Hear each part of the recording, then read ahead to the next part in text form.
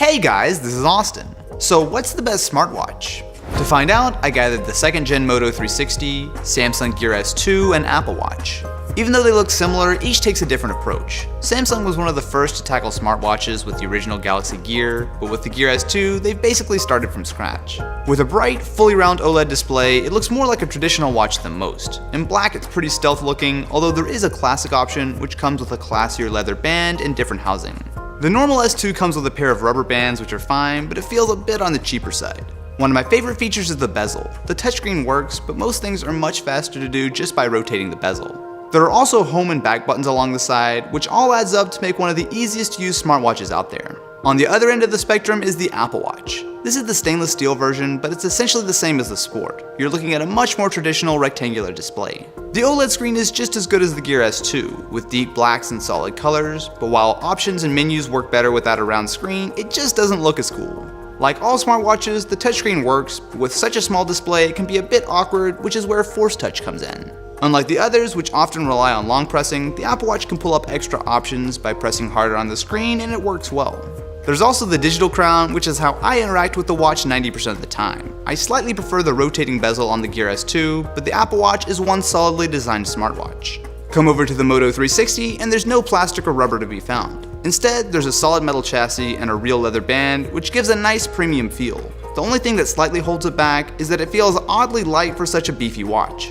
Like the first Moto 360, we've got a round display which looks good, but there is a small window on the bottom where the sensors live. I don't really mind. In normal use I quickly forget about it, and the slimmer bezel is nice. Where the 360 really loses out is in usability. You're limited to the touchscreen and a single button. It's fine, but having a quicker option to navigate the software like on the Apple Watch and Gear S2 would be a welcome addition. When it comes to picking a smartwatch, one of the biggest deciding factors is what phones they work with. It shouldn't be a huge surprise that the Apple Watch only works on the iPhone and the Gear S2 works on Samsung phones, but it also supports some other Android devices with a few exceptions. I did have some issues getting it to work with my Note 5 as it needed a firmware update that wasn't out yet, but it worked out in the end. The real winner for compatibility is the Moto 360.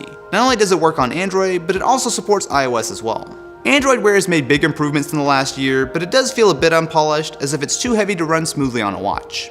While the 2nd gen 360 is faster than before, you'll still get some slowness from time to time.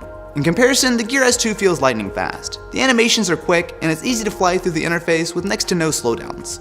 The Apple Watch is fast as well, but it can take a while to open some things, especially when it comes to more hardcore apps. Smartwatches are most useful for notifications in my opinion, but all support third-party apps. I'm not sure how many people want to read CNN on their wrist, but the option is there.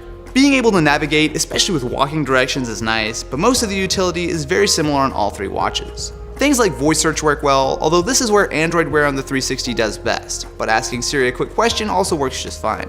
Unlike a normal watch, you're pretty much going to have to get used to charging a smartwatch every night. It's not the end of the world, but it's one more device you'll have to remember to plug in every night.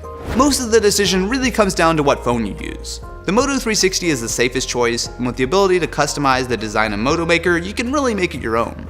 If you use an iPhone, the Apple Watch has the best integration, and the design is the most premium here. It's a bit more pricey, but you do get what you pay for. The biggest surprise is actually the Gear S2. While the hardware is a bit on the cheaper side, the screen is great, the bezel works well, and it's seriously fast. If Samsung brings support for the iPhone, the Gear S2 is going to be hard to beat.